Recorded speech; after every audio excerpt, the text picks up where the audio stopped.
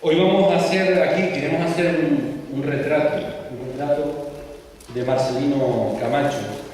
Igual que Pedro retrataba al obrero quizás con los mismos materiales, nos reunimos esta noche para intentar retratar a Marcelino con el lienzo del respeto, el pincel del trabajo y con la pintura roja sin complejo. Y seguramente también habría que ponerle a Marcelino Camacho en la mano del mundo, como en el poema del Lescano, y en la otra mano también quizás la esperanza y el viento. Queremos saludar en primer lugar a alguien que nos va a ayudar luego con su voz y con su testimonio a hacer ese retrato. A Josefina Samper y a Kenia Camacho, buenas noches y gracias por estar aquí.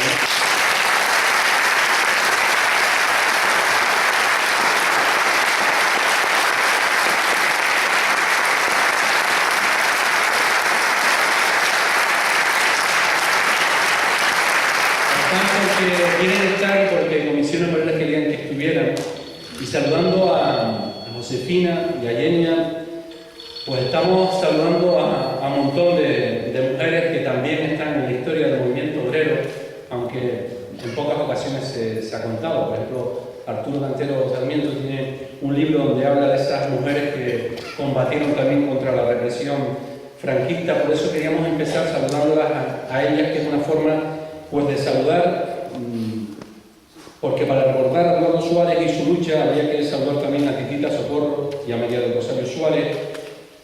Habría que saludar a tantas compañeras de los compañeros que estuvieron en los sucesos de Sardina, a todas esas, porque mientras se colocaba a muchos hombres en el pelotón de fusilamiento, ellas sufrían también las balas muchas veces del desprecio. Mientras se encarcelaba a ellos, ellas perdían la libertad.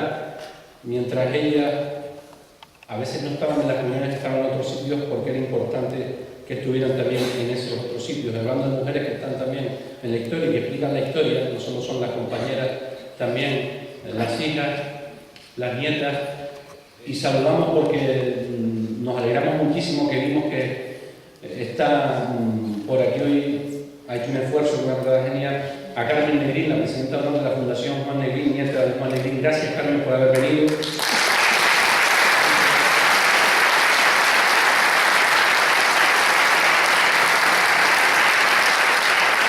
Juan José Medina, el presidente, y Antonio Aguado, el secretario de la Fundación Juan Negrín. Y bueno, hablando de ellas, hay que decir que hoy es 14 de abril, que la República tiene nombre de mujer, que Comisiones Obreras y el Partido Comunista de Canarias eligieron esta fecha no de forma casual para ese homenaje a Marcelino Camacho, que luchó por la democracia y que intentó que siguiera la República desde el frente obrero, desde el frente de las milicias, también en la lucha en el exilio. En la cárcel, Marcelino daba charlas para dar conciencia, y hay un libro que se publicó en su momento, Charlas en la prisión, que Marcelino decía respecto a, por aquello que estamos 14 de abril, sería bueno recordar sobre la República, la Segunda República, que ahora pues algunos revisionistas apuntados a historiadores la quieren relacionar con caos y con violencia. Decía Marcelino que la España republicana fue una democracia antifeudal y antioligárquica, un régimen de transición que, si no era todavía el socialismo, tampoco era ya el capitalismo. Y eso es bueno recordarlo en un día como hoy, y que tenemos a tanta gente. Y bueno, saludamos en general, por tanto, a todos, también hay que saludar a las autoridades, porque esto está lleno de gente que suele protestar por las autoridades. Saludamos a las autoridades institucionales y a tantas autoridades morales que están hoy aquí. Hay que saludar a Domingo Valencia, que el 18 de julio de 1936 se manifestó, fue detenido y llevado a un campo de concentración, y con 90 y pico años el joven Domingo Valencia está aquí. Gracias por venir también.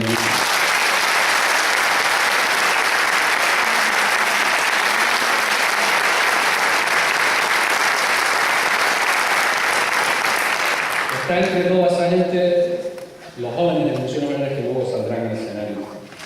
Y vamos ya desde el primer momento de la noche precisamente a ver el testimonio y a retratar a Marcelino como lo retratan sus compañeros de lucha, compañeros que lo conocen conocieron, vieron en la lucha aquí en Canarias cuando venía a promover la puesta en marcha de las comisiones obreras canarias y también en las cárceles donde consiguieron con algunos de ellos. Vamos a ver un vídeo donde se pueden ver esos testimonios.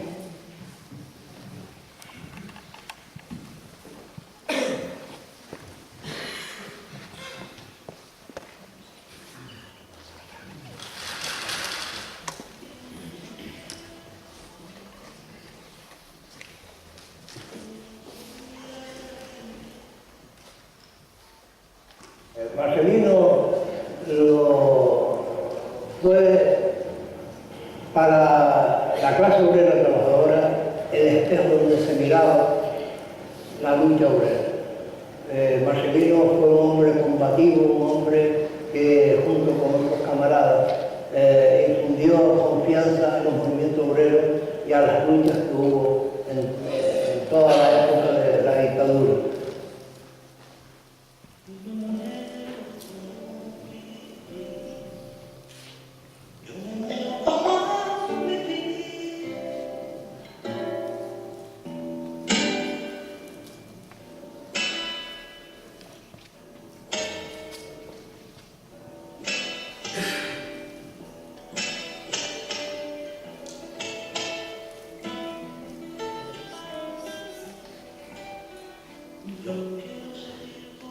La esperanza de todo hombre que se considere una especie humana es precisamente no perder nunca la esperanza y la utopía, porque son cosas que nos hace más humanos.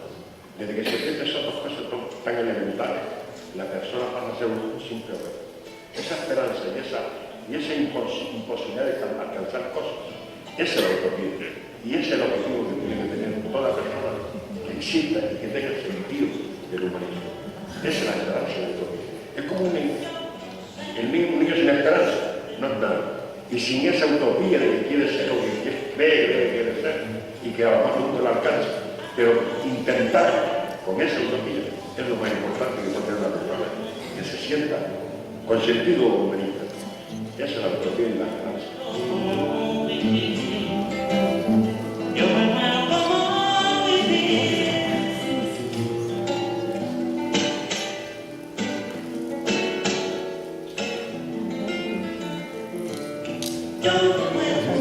Yo sé matemáticas superiores, álgebra y trigonometría, entre otras cosas, porque coincidí con el camarada Ascanio en la cárcel de Yesería y la de Comendador.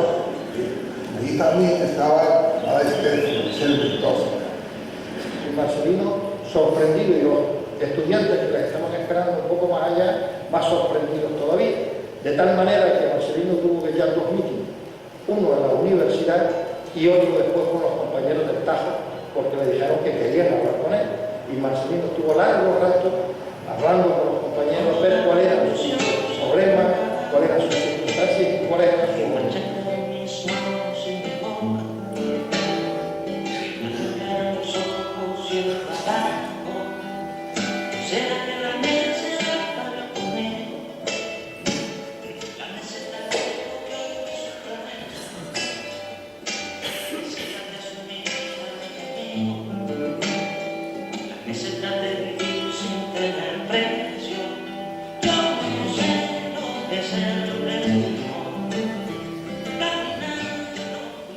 Y ellos me pongo en contacto con la dirección regional de comisiones, estaba Felipe Marco entonces secretario regional, y buscaron cuadrar la cosa para que Marcelino viniera a inaugurarla, porque ese era el objetivo.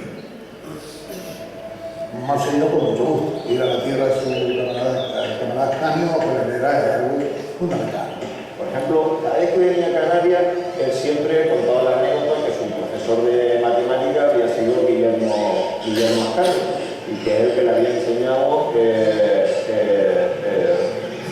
había ampliado su conocimiento al tiempo que compartió clases con el compañero Guillermo.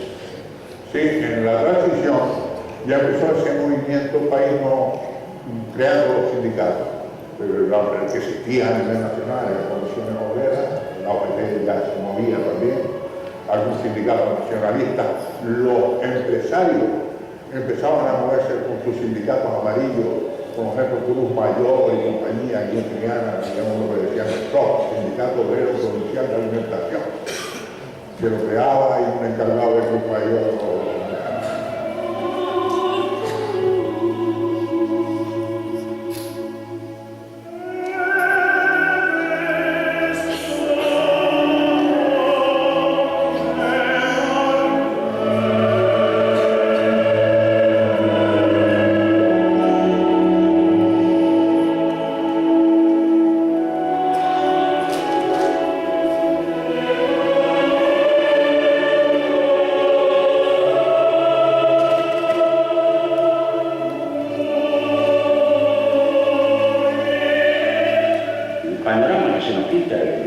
Y desde luego la limitación a la cultura no me gustaría que pasaran no a un sistema distinto, pero porque eso no va a ocurrir en la vida. Pero te digo una cosa, es decir, va a haber una degradación sistemática del mundo del trabajo. Tú te das cuenta de una cosa, es decir, antes un señor ganaba para él y para su familia. Hoy tienen que trabajar todos para poder comer.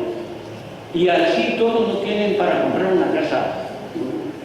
Los medios elementales que por otro lado la sociedad está ofreciendo, es que no los tienen. Entonces, ¿qué futuro nos espera a nuestros hijos? En estos momentos, las condiciones están creadas precisamente para dar ese salto que ha Carlos Marx nos planteaba en el derribo del capitalismo. Ha pasado en su crisis más grave, que es la situación actual. Si nosotros los trabajadores en estos momentos no aprovechamos esa coyuntura, es posible que nos arrepintamos o se arrepienta nuestra cultura nacional. Para que ese movimiento obrero tuviera el auge que tuvo, del Partido Comunista sobre todo y de la Comisión Obrera, teníamos que salir de una dictadura, sin lugar a dudas. Entonces, la inclusión de las personas para recuperar la libertad, recuperar la palabra, etc., viene precisamente por lo que nos habían quitado durante tantísimos años. El volver otra vez a esa situación, yo no me prefiero, sinceramente, que la gente vaya aprendiendo de los palos que está recibiendo, de esa democracia donde las elecciones son también, que vayan aprendiendo un poco, de tal manera que si alguien vuelvan a ser reivindicativos, pero por otras causas y no por la que fuimos al principio.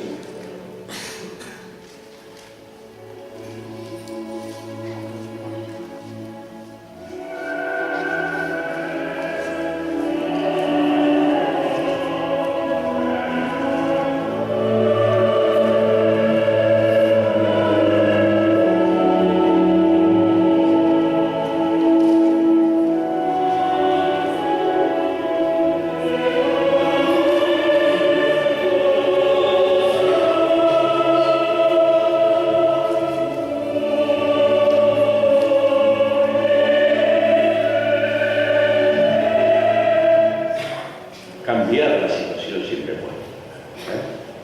Si no somos capaces de cambiarlo, entonces pues vendrán otros y nos cambiarán a nosotros. Y yo creo que es bueno que quien mueve el capital, que son los trabajadores, pues tienen que moverse en todos los sentidos. Y en ese sentido sí que es bueno recordar a Marcelino. El día no tiene suficiente hora para dedicarle al sindicato. Que ponían luego los medios, por lo menos en el caso de mi padre, sus propios medios, para ir a formar a los trabajadores. Que había que ir a lo mejor a los cristianos, cogían sus coches, sus medios, se preparaban para hacer algún otro curso y bueno, asistían a donde hiciera falta.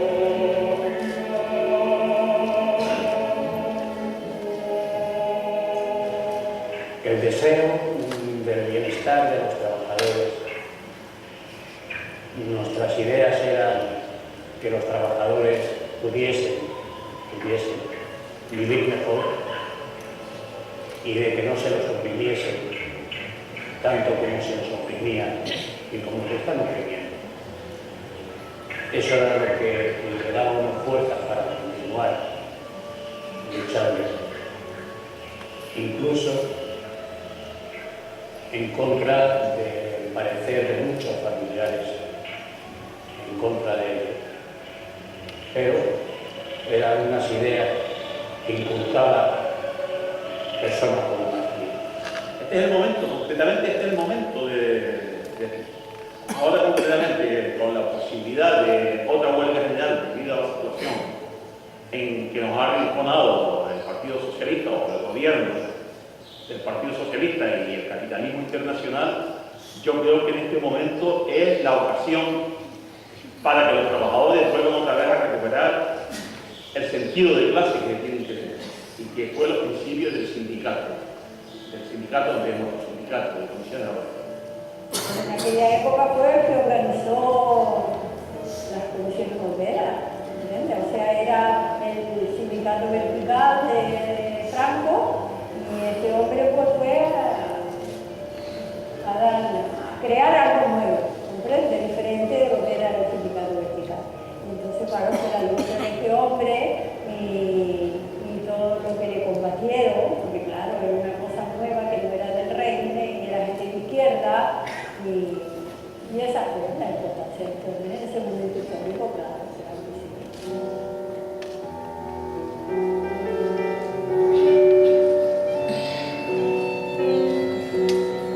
Yo para mí tenía tres virtudes fundamentales, es decir, la coherencia, la transparencia, la honestidad y fundamentalmente el compromiso. Esos son los valores de Marcelino, básicamente. Y son los que, por lo menos a mí con los que yo compartía plenamente la visión de Marcelino. Había muchísima gente de la derecha, pero en realidad usa mucho la atención. Me llama mucho la atención, pero después hablamos con algunos de ellos.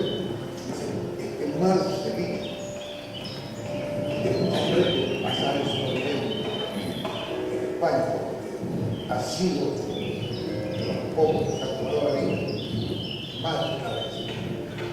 Un hombre que no inclusive hasta poniendo a la familia, reivindicar los derechos de los trabajadores, y que ha sido, digamos, el único faraón que habían tenido los trabajadores en España. Pues Marcelino rompe todos los moldes, es todo lo contrario. Tanto es así que hubo una etapa en que se le conocía por su jersey, según el jersey del color que lo tenía. Y era un hombre tremendamente cariñoso, que de entrada ya alcanzaba la sintonía con la persona. Y además de alcanzar la sintonía con la persona, era un conversador nato. Era un hombre que podría estar 4 o 5 horas conversando y cada vez penetraba más en la conversación y dando participación a los que estaban con él. Cuando estaba uno con la moral baja y venía Marcelino y hablaba, parece que le entraban a uno nuevas fuerzas.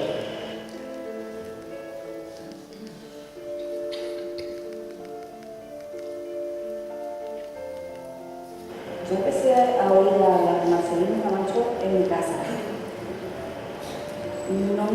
No mucho tampoco, porque era la clandestinidad. Entonces yo tuve las referencias porque estuve también en la comunidad comunista. Y casi ahí fue donde más empecé a oír hablar de Marcelino Camacho. Cuando se legalizó el Partido Comunista, yo sospechaba de que mi padre militaba, pero cuando se legalizó fue cuando me enteré de verdad que no solo mi padre, mi hermano, en mi casa fue una fiesta, evidentemente, ¿no?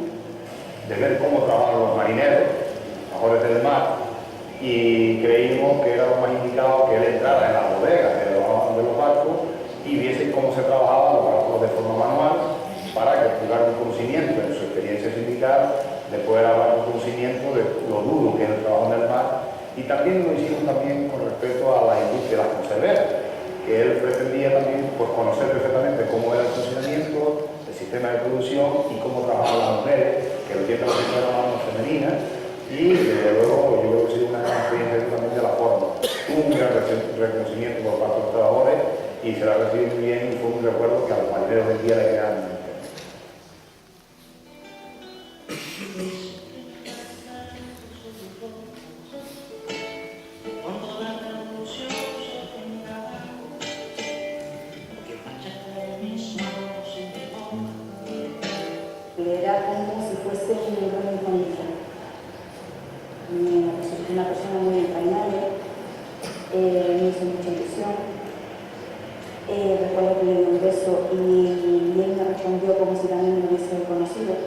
o sea, como si ya lo hubiese conocido. Y entonces, bueno, pues para mí fue muy importante. Movilizamos los 1 de mayo y hicimos que aquí hubiese una tendencia extraordinaria por el movimiento obrero. Eso significó pues, un avance en la estrategia por dignificar a la clase obrera, que estamos muy apartados desde el punto de vista de lo que era la próxima transición política que se iba a manifestar. Los estatutos de las comisiones obreras ya lo dicen bastante claro. Es un sindicato sociopolítico reivindicativo para la transformación de la sociedad. Marcelino Camacho nos transmitió en aquel momento unos espíritus de una gana de lucha terrible, porque no descansaba, ni noche ni día, siempre pensando en ese punto de referencia, lo que era Marcelino, aquel hombre con un ejercicio que parecía enfermo del pulmón, de su imagen, como consecuencia de la gran represión sufrida durante el franquismo. Y todo por la lucha de la clase obrera, acompañada siempre por aquella gran compañera, Josefina, que nunca la abandonó, y que era su bastón, como se suele decir siempre detrás de un gran hombre hay una gran mujer. En este caso, yo creo que Josefina hizo un trabajo más importante que el que pudo haber hecho Marcelino.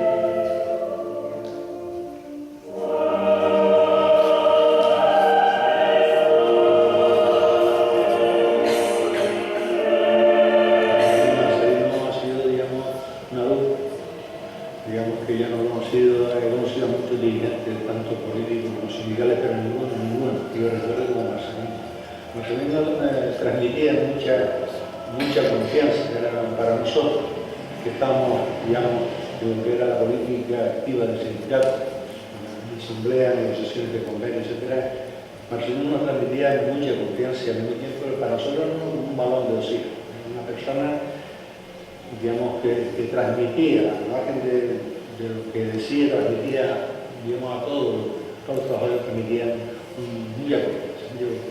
Se merece la pena recordar a las personas que, por desgracia, ya no están en este mundo y que han sido el todo para las comisiones obreras y para los trabajadores. Que no hay nada tan revulsivo para conseguir los mecanismos por lo que la libertad que hay que tener está a través de la olla del martillo.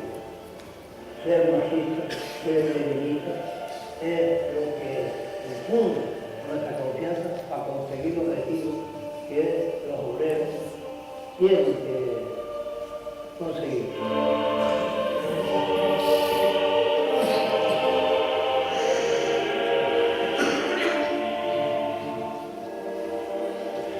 Ese puñito cerrado y siempre con esa gana, con ese espíritu de luchar contra lo que él creía y nosotros creíamos y que él nos inculcó que era posible transformar la sociedad. Y con esos principios se creó las comisiones obreras como alternativa al futuro, con vista precisamente servir a la clase obrera en toda su plenitud. Clase obrera y clase popular. Todo eso nos transmitía Marcelino Camacho.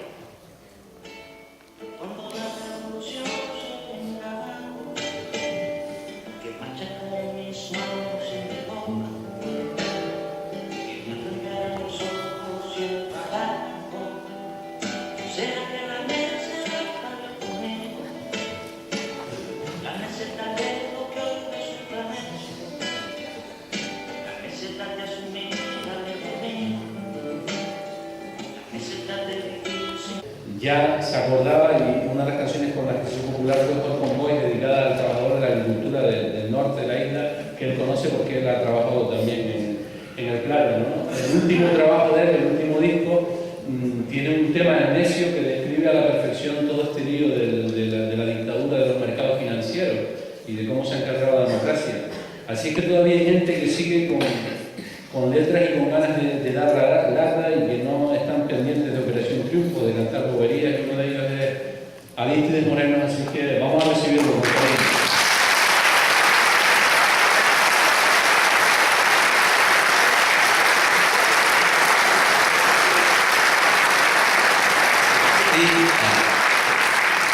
Y bueno, prefiero hablar un poco alejado del micro y tocar alejado del micro porque me reciben directamente. Yo creo que me oyen todos bien, ¿verdad? Sí. En primer lugar, voy a corregir a Juan Ramón, porque soy el único que lo llamo Juan Ramón. Y creo que nosotros no damos la lata, ¿vale? Aquí nadie viene a dar la lata ni viene a fastidiar a nadie. Creo que se ha demostrado que quien nos dirige, y da lo mismo el partido político que sea, ¿vale? El poder los ha convertido y son ellos los que nos dan la lata, a los que queremos vivir pacífica y tranquilamente, a los que queremos que los demás seres humanos mínimamente tengan lo mismo que tenemos nosotros, ya ni siquiera una casa, sino la alimentación, y a los que creemos en que la educación emocional es un trabajo que hay que empezar a hacer en las escuelas, en las empresas y un montón, en las empresas, incluso en los mismos sindicatos y en los mismos partidos políticos, enseñar a gestionar nuestras emociones, porque es importante que como seres humanos aprendamos que eso es lo principal. Sin eso no vamos a ningún lado. Yo estaba oyendo lo del maestro Marcelino y creo que como todos los seres humanos que estamos aquí intentamos mejorar esto para los que vienen, ¿no? Y creo que esa es la parte fundamental. Y creo que el sistema está muy equivocado, no soy antisistema, pero creo que si no somos capaces de transformarnos rápido, ¿vale? El sistema nos absorberá y desapareceremos, así de sencillo. Y no digo desapareceremos como ente, no, desapareceremos porque nos cepillaremos el planeta y nos cepillaremos todo lo que tenemos, ¿vale? Y eso hay que empezar a pensar en que no es el dinero lo que hay que buscar cuando batallamos, ¿vale? Sino la calidad de vida. Y ahora lo que se necesita y lo que es más importante no es el dinero, es el tiempo que podamos darle a nuestra familia, a nuestros amigos y a nosotros mismos. Creo que esa es la parte más fundamental de vaya a mí que me estoy dañando, ¿verdad?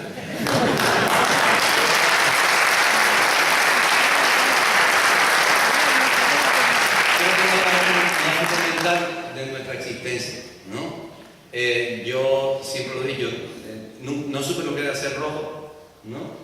Hasta que fui a Madrid y conocí a Quintín Cabrera, que por decirlo de cierta manera, mi padre artístico. Él era comunista y era sindicalista y él defendía muchísimas cosas maravillosas, venía de Uruguay y siempre me llevaba a los conciertos con él a tocar, ¿no? Cuando estuve por allá. Y de él, yo siempre decía, de él aprendí que era ser rojo, ¿no? Porque cuando me oía hablar, decía, pero tú eres un rojo. Y yo siempre le decía, yo no sé qué es eso. Porque yo nací en democracia y esto se ha transformado de una manera que desgraciadamente no nos han enseñado el pasado, porque es muy costoso. Y este país tiene que sanar ya de una jodida vez. Este país tiene que sanar emocionalmente. Tenemos que enterrar a nuestros muertos, tanto de un lado como del otro. Todos tenemos que enterrar a nuestros muertos y dejar atrás y pensar en el presente, que es lo más importante y es lo que está pasando ahora, es lo que está sucediendo y lo que está aconteciendo ahora. Como los políticos, incluso los sindicatos, yo iba a decir los empresarios, pero bueno, las transnacionales, porque ya empresarios quedan poco, las transnacionales están acabando con todo el sistema, da lo mismo que sea comunista, que sea capitalista, que sea lo que sea, están arrasando.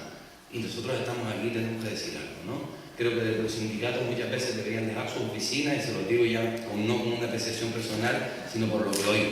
Deberían dejar las oficinas e irse a trabajar donde está trabajando la gente, para que la gente pueda entender que en ustedes hay gente que está luchando. Porque cuando la gente los ve en la oficina dice, sí, ese tipo no sabe ni lo que es cargar un recibo, coño. ¿Vale? Les digo todo esto porque bueno, yo estoy aquí porque me siento muy afín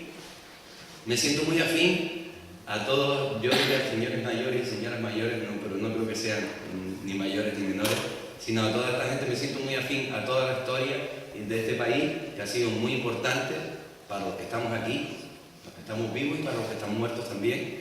Y me siento, creo que no se deben, ni los mayores deben olvidar que las juventudes tienen otras maneras de afrontar estas realidades, ni los jóvenes, sobre todo los jóvenes, no deben olvidar de que estamos aquí, tenemos todos los derechos que nos hemos ganado, tenemos todo lo que tenemos, porque hay gente como ustedes que han dejado su vida, su familia, sus espaldas, sus cuerpos, su salud, para que nosotros podamos disfrutar de esto. Muchísimas gracias a todos.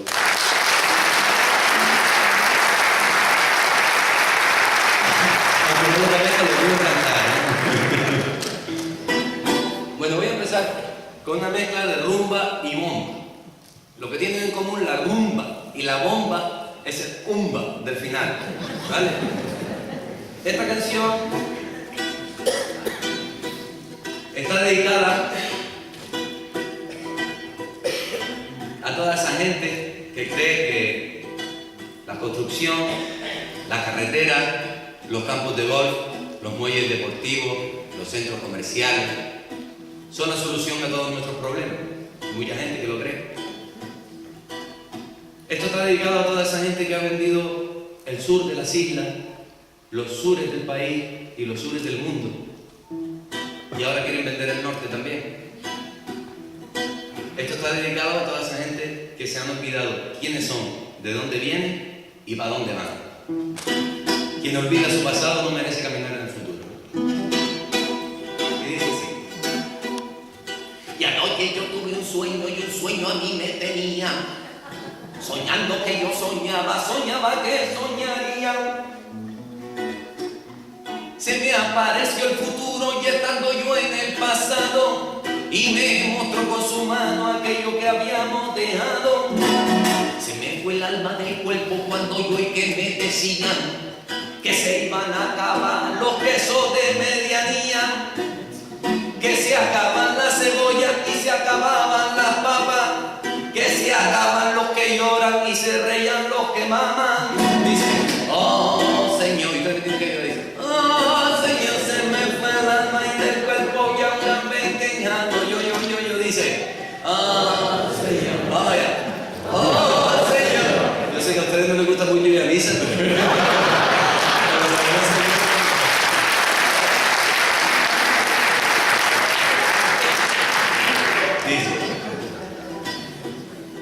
y esto ya se pega fuego, esto se pone caliente. Ahí viene el intermediario, ahí viene el agua teniente. Vienen a robarle el pan a quien tampoco pan tiene. Ese animal de carroña que se alimenta de gente. Vendieron todo extranjero, vendieron playas y campos, construyeron carreteras y edificios muy altos, agujeraron montañas, taparon nuestros barrancos, arruinaron el futuro aniquilando al pasado. Dice, oh Señor, everybody. Oh, Señor. Se me fue el alma y del perdón y ahora me quejando. Yo, dice, oh Señor, ahí estamos. Oh, Señor. Se me fue el alma y del perdón y ahora me quejando.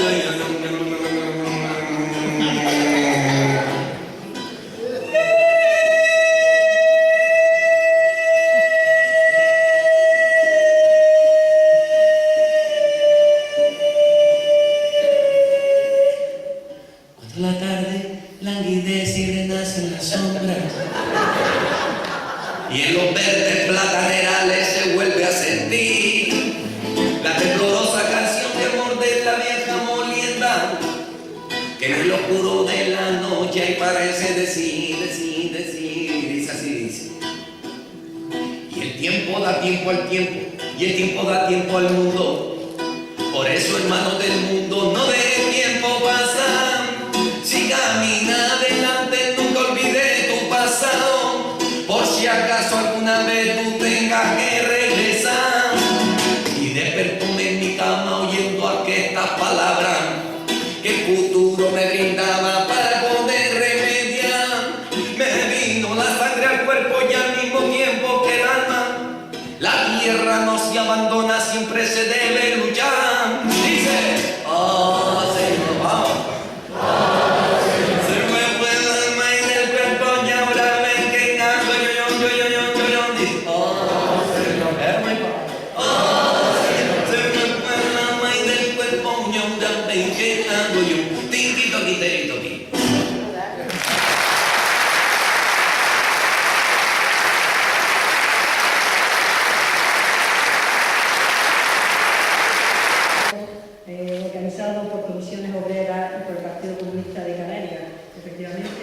celebramos, o los que nos sentimos republicanos, el 80 aniversario de la República. Pero hoy venimos aquí a hablar de Marcelino, y Marcelino forma parte de esa historia de la República, por eso están ahí las banderas que representan lo que ha sido su vida política, sindical, la bandera del Partido Comunista, la de la República y la de Comisiones Obreras. A mí desde los años 70 me llamó poderosamente la atención la historia de Marcelino Camacho y la de su compañera Josefina, que está esta noche con nosotros. Era una historia de personas buenas y luchadoras que habían sufrido mucho por su defensa de la clase trabajadora en un país, España, gobernado por la extrema derecha. Un país donde la sanidad pública en aquellos momentos tenía mucho de beneficencia.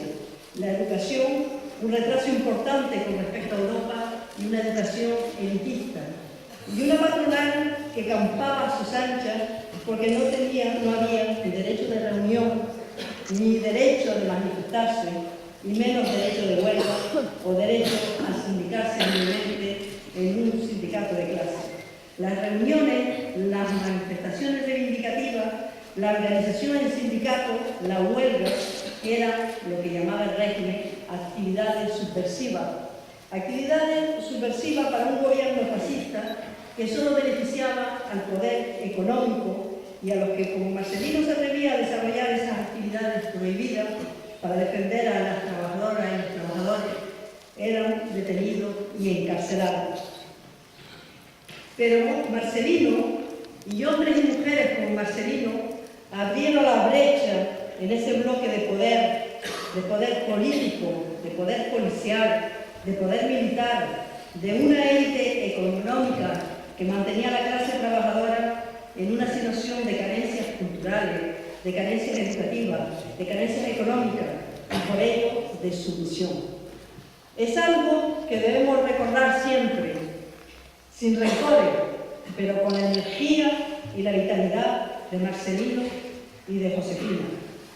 Tuve el honor de compartir muchos momentos con Marcelino en los actos de Comisiones Obreras y del Partido Comunista de España en Canarias, en el Comité Federal del Partido Comunista de España, donde nos saludaba siempre cuando pasábamos y decía hola los canarios, y en Madrid, en la Universidad de Las Palmas de Gran Canaria, en la charla de muchas horas con los jóvenes, donde veíamos a los jóvenes canarios y también a Marcelino Camacho, que era la historia viva del movimiento obrero en esos momentos. El campus de Estafía efectivamente estaba entonces en obra, como contaba antes alguien en el vídeo, y los obreros saludaban a Marcelino desde los andamios. Y es que el Marcelino es para muchos un símbolo de la lucha obrera, un patrimonio no solo de Comisiones Obreras y del Partido Comunista de España, sino un patrimonio de toda la clase trabajadora. Y la clase trabajadora debemos recoger ese legado, un legado de lucha y de resistencia frente al poder político y económico, un legado de coherencia sindical y política, un legado de honradez política.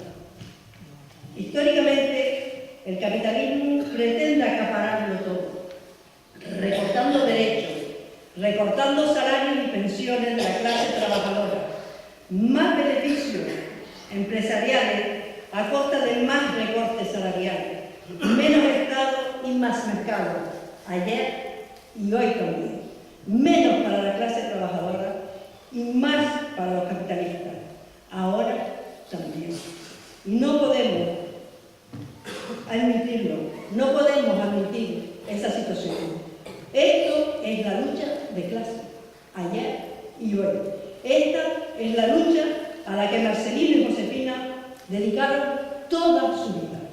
¡Viva Marcelino Camacho! ¡Viva Josefina! ¡Viva la clase trabajadora! ¡Viva la lucha de clase! ¡Y viva la República!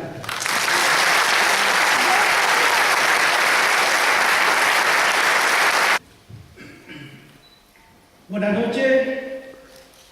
Quiero empezar, como antes de ayer, en Santa Cruz de Tenerife, dirigiendo un saludo y expresando el agradecimiento en nombre de Comisiones Obreras Canarias a todas las autoridades presentes, representantes de otras organizaciones sindicales, partidos políticos, organizaciones sociales, afiliados y afiliadas del sindicato, miembros del Partido Comunista de Canarias y en especial, como no, a Yenia Camacho, hija de Marcelino, y a Josefina Samper, su compañera de toda la vida. Gracias a todos y a todas por estar aquí. La disposición de Marcelino Camacho para venirse a Canarias siempre fue total, y ello dio lugar a que participara en innumerables actividades de comisiones obreras y del Partido Comunista. Esa disposición y el placer de estar aquí con sus camaradas y amigos es extensible a su compañera Josefina, tal como nos lo recordó en el mismo día del funeral, pasado 30 de octubre, el funeral de su marido. Por eso nos pusimos de inmediato a organizar un homenaje a Marcelino Camacho en cuanto a Josefina y a su familia les fuera posible desplazarse a esta cita. Afortunadamente, hoy lo podemos hacer coincidiendo, como ya se ha dicho aquí, con un día de especial significado para Marcelino y muchos de los presentes, el Día de la República. Pero su vinculación a Canarias se remonta a su etapa juvenil cuando, estando encarcelado, conoció al domero Guillermo Ascanio, un referente en el movimiento obrero y las organizaciones de izquierda del archipiélago. El comandante del célebre batallón Canaria le enseñó álgebra, trigonometría e idioma en la cárcel antes de ser fusilado en 1941. El pasado martes en Tenerife tuvimos el placer de contar con la presencia de su sobrino en el acto organizado en el Círculo de Amistad. Como ya he dicho, Marcelino Camacho visitó las islas en muchas ocasiones, incluso antes de la legalización de comisiones obreras, y contribuyó de una manera decisiva a la fundación de Comisiones Obreras en Canarias con la celebración del primer Congreso de Comisiones Obreras el 28 y 29 de octubre de 1978 en Santa Cruz de Tenerife. Pero para mí tiene una especial relevancia el recuerdo de la primera vez que lo vi en un acto clandestino celebrado en la Universidad de La Laguna. Y tampoco puedo dejar de recordar su última presencia en un acto organizado por Comisiones Obreras, celebrado en el 2003 aquí en Gran Canaria, para recordar los sucesos de Satina del Norte. Y ya sé que algunos compañeros que fueron figuras clave en estos sucesos, pues le tienen preparado una sorpresita a Josefina. Hoy, y quiero tomar prestado los recuerdos de Josefina, tampoco puedo dejar de mencionar a los hermanos Gallardo, que por cierto, algún miembro de su familia está presente hoy aquí. Los hermanos Tony y José Luis, a los que junto a su mujer e hijo, Josefina, ha definido como su gran familia canaria. Hoy, curiosamente, hemos almorzado en un lugar donde destacaba en la pared una litografía de Tony Gallardo dedicado a Tierra Canaria, revista del Partido Comunista y rescatada luego por Comisiones Obreras Canarias.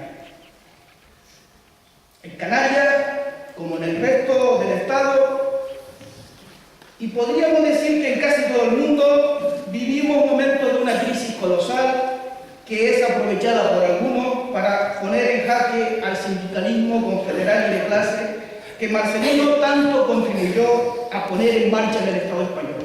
Ya nos lo recordaba Juan.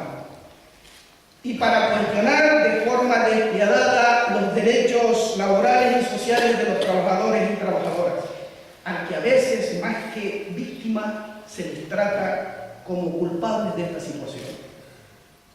Estoy seguro que si Marcelino Camacho pudiera hacernos llegar ahora su voz, sería para denunciar las causas de que solo en Canarias haya más de 300.000 parados y muchos miles de personas en la más cruda de la pobreza y en situación de exclusión social. Recordemos sus últimas palabras: libertad, justicia social, paz y sobre todo igualdad. Pensemos también que en ellas están las ideas clave para buscar las soluciones a estos problemas. Y es que Marcelino no se quedaba solo en analizar las causas de los problemas, sino también en encontrar las soluciones. Creo que para centrarnos en el aquí y ahora es oportuno, por tanto, el traer la presencia de Marcelino a través del recuerdo de lo que ha significado para el movimiento obrero y a través de la necesaria pervivencia de sus ideas y valores para hacer frente a la adversidad, tal como él lo hizo durante la mayor parte de su vida.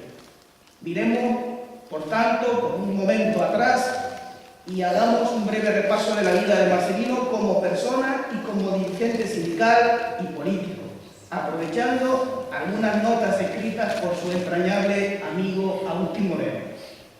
Situémonos en el año 1936, para encontrarnos con un joven que aún no ha cumplido 18 años, ferroviario, hijo de ferroviario, afiliado a UGT y al Partido Comunista de España. Un joven que no duda en salir en defensa de la legalidad republicana, convirtiéndose en soldado de la República. Luego vinieron años de exilio, cárcel, trabajo, lucha sindical y política en la clandestinidad. Fundación a finales de los años 50 de las primeras comisiones obreras, proceso Milún. Primer secretario general de comisiones obreras en la Asamblea de Barcelona, aún en plena clandestinidad, y en el primer congreso celebrado tras la legalización del sindicato en 1978. Presidente de la organización hasta 1996 y luego afiliado de masa. Pero siempre militante de comisiones obreras y del PC, pasara lo que pasara. Durante todos estos años, la figura de Marcelino Camacho no dejó de engrandecerse, pero el hombre, la persona de carne y hueso, siguió viviendo durante toda o casi toda su vida en un modesto piso en el barrio obrero de Carabanchel. Impermeable a los halagos del poder, fue inmune al enriquecimiento o al medro personal. Llevó una vida muy austera como vecino, trabajador y luego jubilado hasta el final de su vida. Como sindicalista, fue un dirigente abierto, firme, coherente y defensor de un sindicalismo de presión-negociación que ha marcado el desarrollo de comisiones obreras. Un sindicato que modernizó y transformó a partir de una apuesta decidida y valiente por la autonomía sindical, autonomía que ya es expresión de identidad más sólida de este sindicato. Pero no se podría entender a este hombre irrepetible sin la presencia constante como compañera de todo, pero con un historial que adquiere luz propia cuando se le conoce de cerca. Me refiero a Josefina Samper, su mujer, su compañera. Ella y su familia son también protagonistas directos del legado de Marcelino, como todos sus compañeros y compañeras, camaradas y amigos. Hicieron posible junto a él poner en marcha un proyecto colectivo como ha sido el de Comisiones Obreras. Y ahora recuerdo un poema de Bertolt Brecht que venía a decir algo así como: Alejandro Magno fue un gran hombre, conquistó muchos países, pero ¿quién le lavaba la ropa? ¿Quién le hacía de comer? ¿Quién combatió a su lado? ¿Quién murió para hacer posible su grandeza? Y es que no se puede entender la figura de Marcelino sin todos estos compañeros y compañeras, sin todas estas personas, algunos de ellos anónimos, que han sido el baluarte fundamental para que la obra de Marcelino diera su fruto tanto a nivel político como sindical. Por eso este homenaje también debe tener como protagonista a su familia, a sus amigos y a los compañeros y compañeras de militancia de Marcelino. Algunos de ellos artífices del nacimiento de Comisiones Obreras Canarias y que ya lo hemos visto antes en la presentación, en el vídeo. La pena es que no se pusieran los títulos con los nombres de las personas. Algunos todos los conocemos, otros a lo mejor no son tan conocidos, pero aquí pues todos conocen a personas del relieve, del calibre de Juan Cabrera, de Manolo Trujillo, el Pollo de la Barranquera, de Félix, de Pepe del Toro, en fin, Indalecio, todos estos compañeros muy conocidos aquí en Gran Canaria que han presentado su testimonio en el vídeo. Y desde luego hay muchísimos más que podríamos recoger y que podríamos nombrar. Hay otros que desafortunadamente ya no están aquí y quiero recordar especialmente porque hace poco nos hemos dejado al compañero Felipe Manto.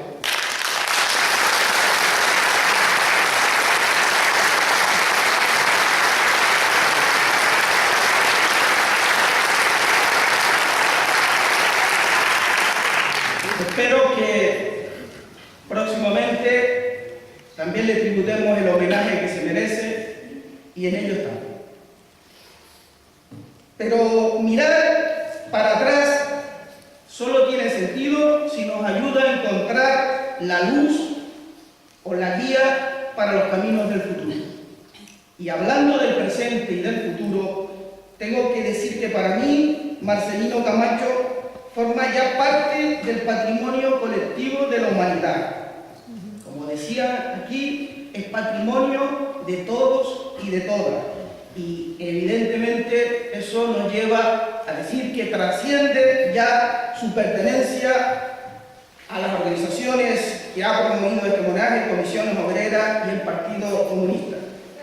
Y es que Marcelino, como líder indiscutible del movimiento obrero del final de la dictadura, debe ser valorado como un protagonista imprescindible en la transición a la democracia, pese a que algunos le atribuyen esa transición en exclusiva a la acción de determinadas personalidades importantes. El éxito de la transición se debe, entre otras cosas, a la visión que Marcelino Camacho, junto a quienes le acompañaron, tuvo para desde la clandestinidad y con sus convicciones obreras introducirse dentro del aparato del sindicalismo vertical franquista y facilitar el que se le pudiera llevar a muchos trabajadores un nuevo mensaje y una nueva visión de lo que suponía defender los derechos de los trabajadores. Así pues, Marcelino es uno de los grandes protagonistas de la historia de España de la última mitad del siglo pasado.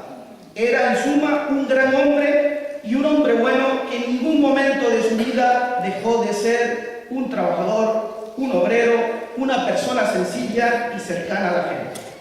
Por todo ello, es comprensible el amplio reconocimiento que Marcelino Camacho está teniendo y que ha dado lugar a que ya 4 ayuntamientos de Canarias hayan puesto su nombre a 3 calles y a una plaza. Concretamente esta mañana estuvimos en la plaza con su nombre que se le ha dedicado a él, el municipio de Telde. Pero tras hablar con Yenia, con su hija, yo me he dado cuenta, aquí coincido con ella en algo que estuvimos reflexionando. Y es que los reconocimientos excesivos, las loas fúnebres y las unanimidades en los homenajes pueden dar lugar a que se embalsame a un gran hombre y que lo que debe ser una memoria viva se transforme en algo mustio o muerto. Por eso lo importante ahora es trabajar para mantener la vigencia y la proyección en el futuro de las ideas de Marcelino. Y eso lo tenemos que hacer los que nos consideramos partícipes de su legado, los que somos, los que estamos con él, los que hemos luchado con él y los que siempre hemos compartido sus ideas. Una de esas ideas que yo creo que hay que darle una proyección del futuro es el valor que Marcelino le da al trabajo. Porque Marcelino siempre se caracterizó por ser un buen trabajador. Y una máxima que aplicaba constantemente es la de primero cumplir y luego reclamar. Como fresador y ayudante de ingeniero, era bien valorado por sus compañeros y jefes en la fábrica y estaba orgulloso de su competencia profesional. Otra de esas ideas de futuro está relacionada con el hecho de que siempre se caracterizó por su amor al conocimiento, a la formación permanente. Era una persona muy lúcida, formado por su cuenta o con la ayuda de otros presos en la cárcel y que siempre fue un ávido lector y una persona abierta al cambio, y ya lo vimos antes en las imágenes del vídeo, ya me lo comentaba Josefina, como vimos su despacho en su casa llena de papeles y llena de libros, lo cual demuestra lo que estoy diciendo. Su liderazgo lo basaba en sus ideas y convicciones. Era un maestro en la transmisión de las mismas y resulta inolvidable la fuerza con la que explicaba sus pensamientos y la gran atención con que siempre se le escuchaba cuando explicaba su análisis. Fue siempre coherente y fiel a sí mismo. Defendió la democracia interna de las organizaciones donde ha militado, con posiciones libres aunque se quedase en minoría y ello tuviera consecuencias. Nunca persiguió a ningún discrepante, porque no lo consideraba ninguna amenaza y porque siempre estuvo muy sobrado de autoridad moral, tanto ante los amigos como ante los enemigos. De ahí su talento para sumar y no para restar. En los momentos actuales necesitamos referentes éticos y morales. Necesitamos que nuestra juventud conozca a nuestros mejores hombres y necesitamos que la figura de Marcelino y los valores que defendió brillen con luz propia en nuestras escuelas y guíen la actividad sindical y política de los actuales agentes sociales, aunque eso se tenga que decir utilizando el regatón. Coincido con nuestro secretario general, Ignacio Fernández Toxo, en el lamento de que en España siempre se busquen los grandes referentes más allá de las fronteras y en el apunte de que si Marcelino fuese africano, seguramente hoy sería premio Nobel. No lo ha dicho, yo sí, y la verdad es que supongo que también Toxo pues, le pasaba lo mismo. Yo siempre he asociado, siempre he tenido alguna asociación entre Nelson Mandela y Marcelino Camacho por las coincidencias que hay en algunas facetas de sus respectivas vidas. Los años de cárcel, el ser personas de fuertes convicciones e indomables, la disposición a trabajar por la reconciliación con los enemigos. En fin, presiento que alguien con su cabellera blanca está aquí con nosotros, nos anima y nos invita a no desfallecer. Sintamos su presencia y démosle una cálida bienvenida. Gracias, Marcelino. Qué raro se ve desde aquí. Bueno, os adivino y os doy las gracias muy entrañablemente por estar aquí. Bueno, todos los que venís a recordar aquí a mi padre. Quiero también, como ya se está acabando nuestro viaje a Canarias, pues dar las gracias a los compañeros que han organizado esto, porque ha resultado para nosotros, para mi madre y para mí, realmente que no me oís.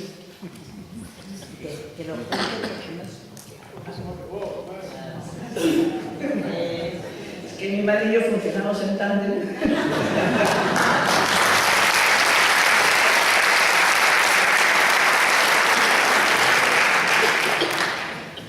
Bueno, pues quiero retomar y decir que este viaje a Canarias para nosotros está resultando algo realmente emocionante. Nos encontramos en casa, nos encontramos en familia, los actos están siendo una preciosidad, los compañeros, bueno, no lo podría explicar con pocas palabras, pero bueno, muchísimas gracias, compañeros. Y muchas gracias también incluso a personas que no son de este círculo que para nosotros es como la familia, que nos han saludado, acogido, en fin, que realmente no podíamos imaginar que estando tan lejos de nuestro lugar de residencia pues hubiese esta cercanía con nosotros. Así que muchísimas gracias.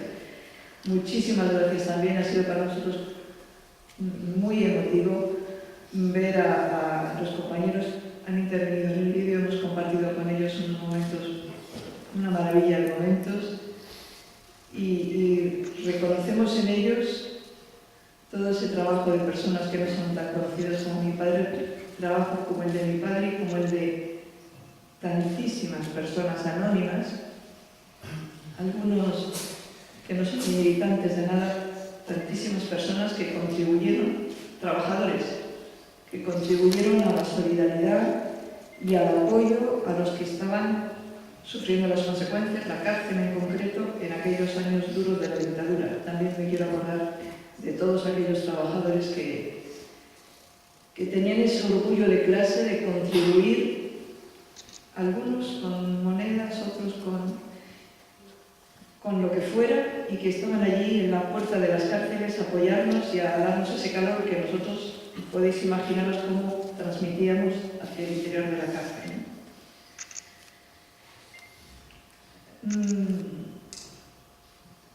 Cuando, después de fallecer mi padre, emitieron en un canal cerrado de televisión un programa que se llama Epílogo, y nos había hablado a veces de ese programa. Eso me llama mucho la atención, porque decía, hoy he estado en televisión porque quieren tener las cosas al día para cuando me muera. Sonaba una cosa un tanto extraña, no sabíamos. Efectivamente, confeccionaron un programa para emitirlo después de que hubiese fallecido. Bueno, el programa hace un recorrido por su vida y yo ahora me voy a detener en algunas cosas. Y al final, casi al final del programa,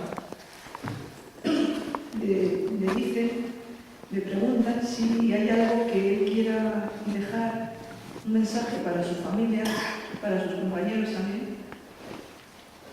Viene a ser casi el mismo, ¿no? La respuesta que da.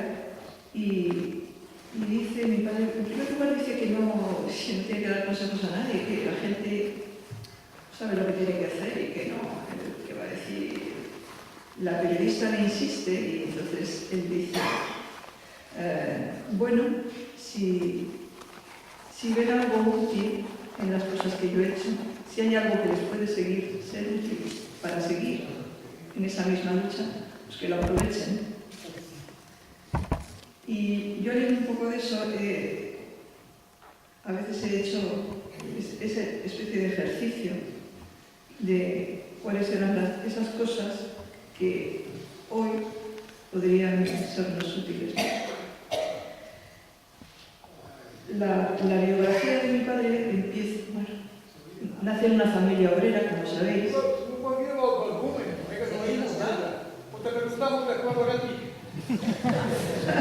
Bueno, esto yo oigo como que resuena, pero mal no se hace.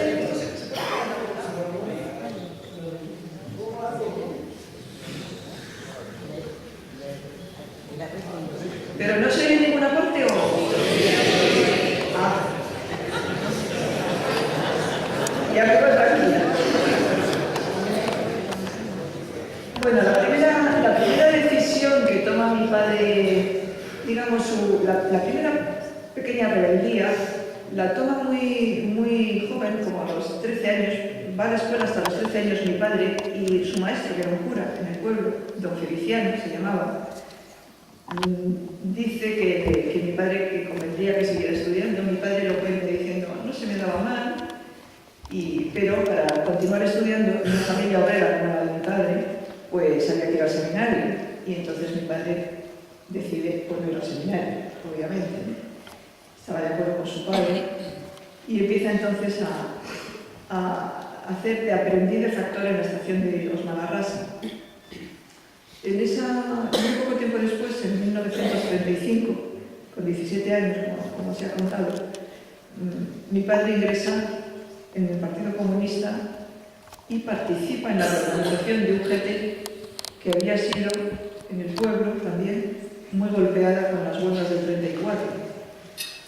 El resultado de esas huelgas del 34 también llega a su pueblo, un comunista, no recuerdo cómo se llamaba, que es el que introduce a mi padre en las lecturas, en la formación y finalmente en la militancia.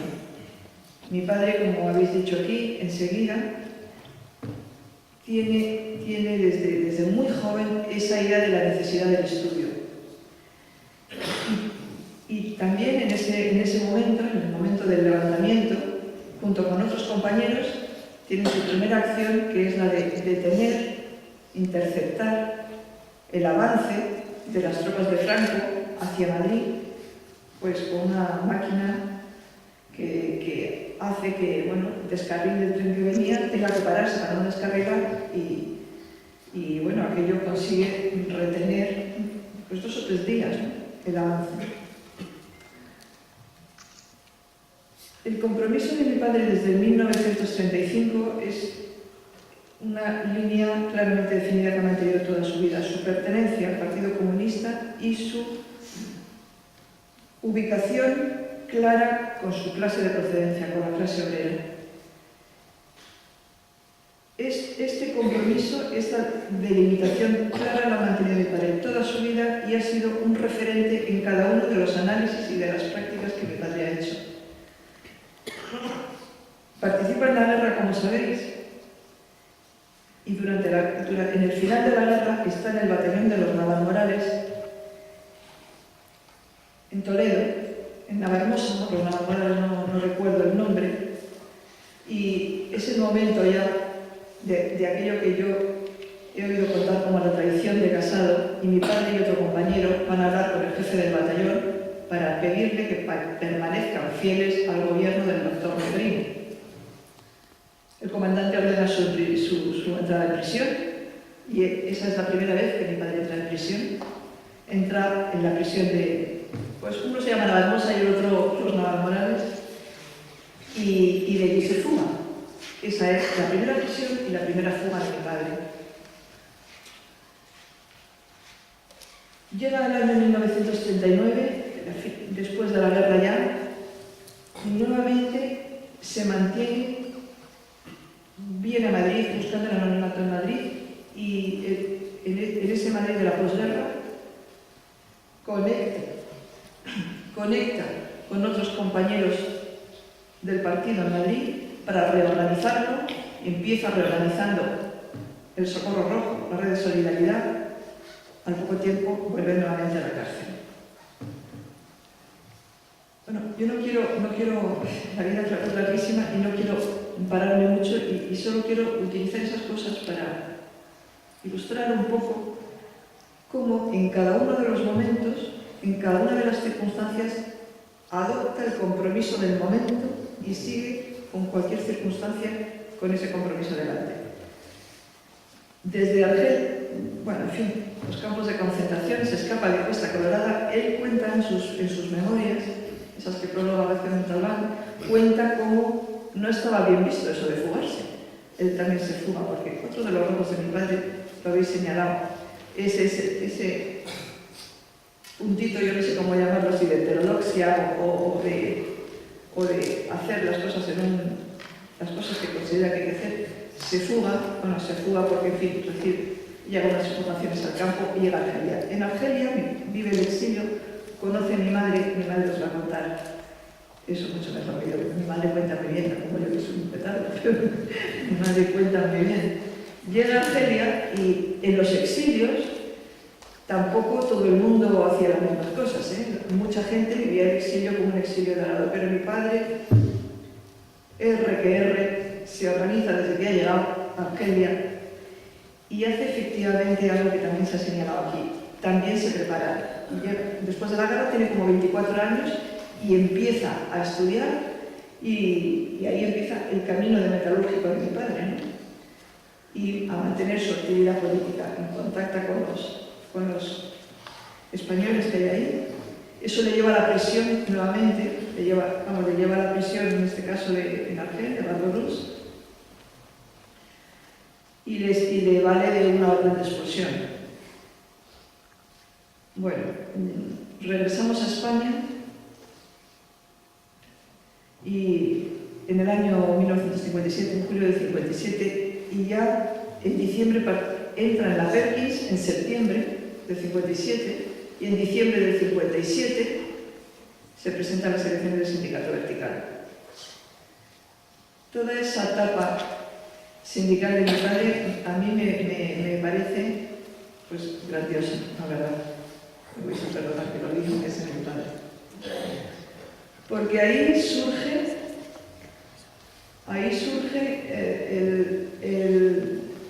el hombre que busca, que se adapta al terreno, que busca nuevas fórmulas.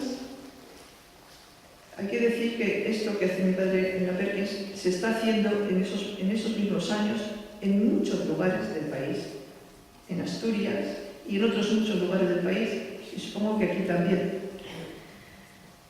Pero esta es una de las etapas en las que yo creo que es, en la que me es, a mí personalmente, que soy también una militante de la misma causa, en la que me es particularmente útil para la actividad de hoy, ¿no?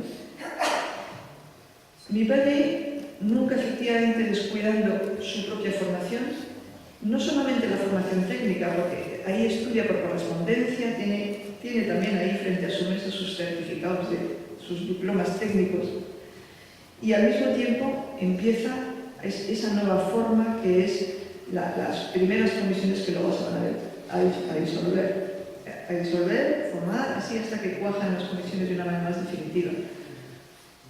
Trabajan pegaditos al terreno y trabaja con la primera necesidad de lograr mejores condiciones para los trabajadores.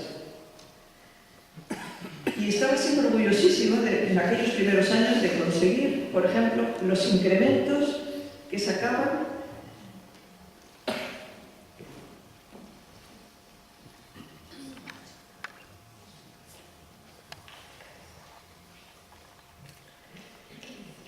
Esto que estoy contando ahora lo recordaba incluso en los últimos días en la clínica. ¿Cómo consiguieron? Había subido la producción y habían pedido un incremento porque había aumentado la productividad, el número de piezas fabricadas y que creían que eso tenía que revertir en los trabajadores. Efectivamente, es de las primeras batallas que ganan. No consiguen todo lo que habían pedido no sé si un 20%, y consiguen pues a lo mejor un 10%, pero es la primera batalla. Pero siempre mantuvo mi padre en todas las luchas concretas el referente político y el aprendizaje que las condiciones de la dictadura daba participar en la lucha. Eso era otra cosa esencial. El aprendizaje y la toma de conciencia se hacía en la lucha, se hacía ejercitando el músculo ese de rebelarse, de dar la batalla, de llegar hasta todo lo lejos que se pudiera según las fuerzas, de aprender para las siguientes batallas. Eso era esencial en el pensamiento de mi padre. La lucha por lo concreto, la vista puesta en el horizonte, un horizonte de emancipación de la clase y la práctica de lucha. Otra cosa muy importante en la manera de ver el trabajo de mi padre, no solo sindical, el trabajo sindical y el trabajo político, era la participación, la toma de decisiones desde abajo, desde la asamblea de la fábrica. No solamente, esto no era un truco, no era solamente un latiguillo que es que había que involucrarse los trabajadores, era además un profundo sentido de la democracia, un profundo sentido de la necesidad de escuchar y de retomar y de revertir y decir, hacer esa cosa entre los trabajadores y los líderes que iban saliendo. Esta es otra de las cosas que yo he aprendido de mi padre que creo que debemos retener.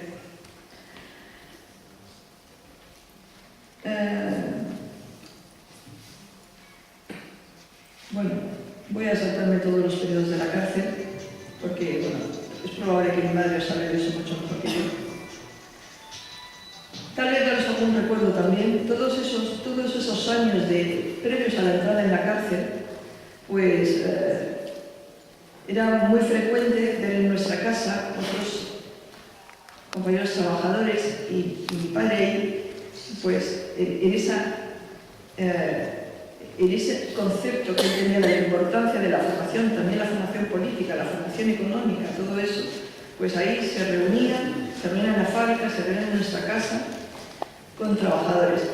Pero también recuerdo cómo a nuestra casa venían con frecuencia gentes de otros sectores que no eran claramente trabajadores, porque mi padre tenía una idea clara del perfil de clase, nítida y clara perfil de clase, pero también tenía la vista puesta en otras personas que, sin coincidir completamente con ese horizonte que él pensaba, pues también debían estar cerca. Y recuerdo todas aquellas épocas, ¿verdad, mamá?, que hacíamos como meriendas en la casa y venía, pues, bueno, me estoy hablando de gente en torno a valores para el diálogo, etc. O sea, todo eso era, yo creo que también es algo importante, el perfil y la búsqueda de personas que, por lo menos en los primeros pasos, pues pueden tener los mismos objetivos. Otra de las cosas que yo también creo que hay que retener es la experiencia, después ya, bueno, por supuesto en la cárcel es como había sido en el resto de su vida, es también un luchador en la cárcel. En la cárcel había gente que opinaba que la cárcel no era un lugar de lucha tampoco. Pues ahí le costó a veces incluso alguna amonestación de lo que entonces era la dirección del partido por ahí por las cárceles, porque eran de ideas contrarias a esto, ¿no? Sin embargo, él, en cada lugar en el que luchaba, en el lugar en el que estaba y que le tocaba vivir, planteaba ese tipo de lucha. Las luchas por la mejora de las condiciones en las cárceles, la lucha por el estatuto del preso político, la lucha por la amnistía. Aunque yo hablo de él porque le conozco, pero esa lucha era sostenida por muchísimas personas, muchísimos compañeros de dentro y de fuera. Y en el caso de la amnistía también por mucha gente fuera y en una grandísima medida por las mujeres de los presos. Las mujeres de los presos libraron unas enormes batallas y jugaron un papel tremendo desde cuidar a la familia, mantener la atención de cuidadoras de los presos también y de portavoz y de extensión de la lucha por la amnistía. Bueno, en definitiva, en la cárcel también había que luchar en aquel momento hasta donde se pudiera. Y también ese compromiso de mi padre le llevaba a eso. Después, en la transición, mientras otros también pensaban que, bueno, no era el momento de presionar, mi padre también ahí pensaba lo contrario. Habéis hablado antes también de la transición retratada como de casi de 2 personas o 3 como mucho, y eso no es verdad, eso no fue así, ni muchísimo menos. Habría que reescribir todo eso. Concretamente, las movilizaciones de los trabajadores en aquel primer año fueron bárbaras, y mi padre también estaba ahí, ¿no? También su trabajo en el Parlamento tenía características de cercanía. Bueno, le recuerdo, por ejemplo, llevando también como proposiciones de ley o proposiciones no de ley, problemas de las fábricas, problemas de no solamente los grandes temas de la transición, sino los temas del día a día de los trabajadores, ¿no? Y también, cuando mi padre era ya un militante de base, no dejó en ningún momento de luchar, jamás. Nunca dejó de luchar. La casa de mi padre y de mi madre era la casa donde iba todo el mundo, ella os lo va a contar también, con cualquier cosa. Y se podía ver a mi padre con los jóvenes estudiantes, con los insumisos, en los juicios, en cualquier lugar. Todas estas cosas mi padre las hacía como un hombre de la calle. Nunca, no sé si es fácil pero lo mismo podía ir a una cita, un acto de estos de la zarzuela, con mi madre, los dos ahí apurados para irse en cuanto pudieran. Lo mismo podía... Esto era, cuando luego comíamos en familia, pues vamos, tenía menos peso eso, desde luego, todas esas cosas de los presidentes, los desayunos de trabajo, que el trabajo a pie de tajo otra vez en su barrio y con todas las personas, ¿no? Y en el transporte público como los demás, ¿no? Porque otra señal de identidad de mi padre es eso, la austeridad y el estar en esa, formando parte y en esa, en fin, como los hombres y las mujeres de su barrio. Bueno, yo no os quiero cansar, pero yo después de esos recorridos me hago a la idea que efectivamente hay muchísimas cosas que nos pueden ser útiles hoy, en esas formas de hacer las cosas, ¿no? Y volver a buscar la cercanía, volver a hacer ese trabajo pegadito a la base, con la oreja, como él decía, con la oreja bien atenta, con la oreja a escuchar bien. Y tal vez eso nos serviría para evitar el alejamiento que se está dando de los jóvenes de la política, ¿no? Probablemente, ¿no? Y también ese carácter creativo de buscar las formas de lucha y las formas de las comisiones. Por ejemplo, en los momentos difíciles, pues bueno, también poniendo nuestra propia cabeza a pensar, naturalmente, ¿no? Pero algo así tendríamos que hacer hoy, ¿no? Algo así tendríamos que hacer hoy cuando estamos perdiendo las conquistas tan duramente conseguidas. Yo voy a terminar, no os quiero cansar, y quería terminar. El compañero Pedro nos ha grabado una foto de cuando mi padre estuvo aquí en el año 94, y viendo esta foto en la que está él, pues, con Pedro y una compañera a la que no conozco, veo unos carteles detrás que mi padre suscribiría hoy, estoy completamente segura. Uno de los carteles dice, resignación o lucha, y el otro dice, te juegas mucho, hay que pararlos. Nada más, muchas gracias.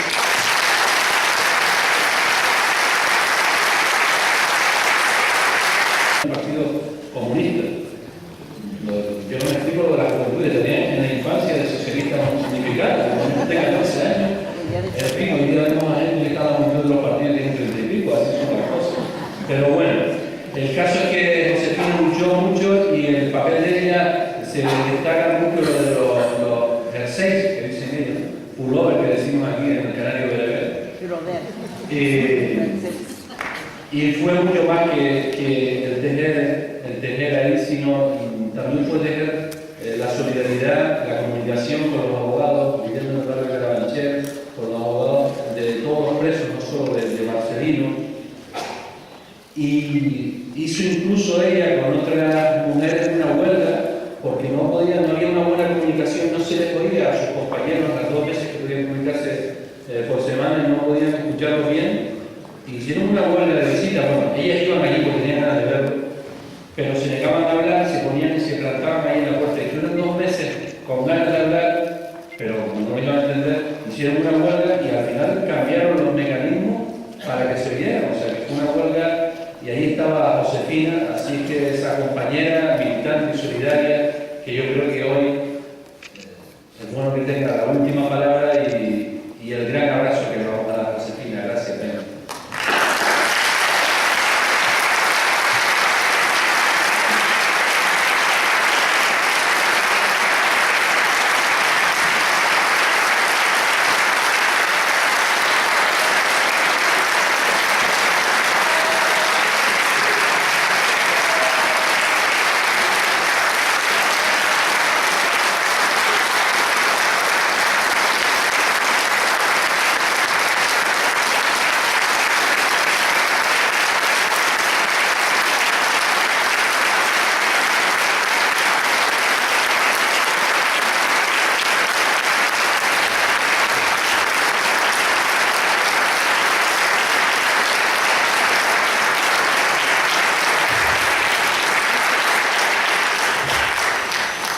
Especial para ti, te puedes quedar.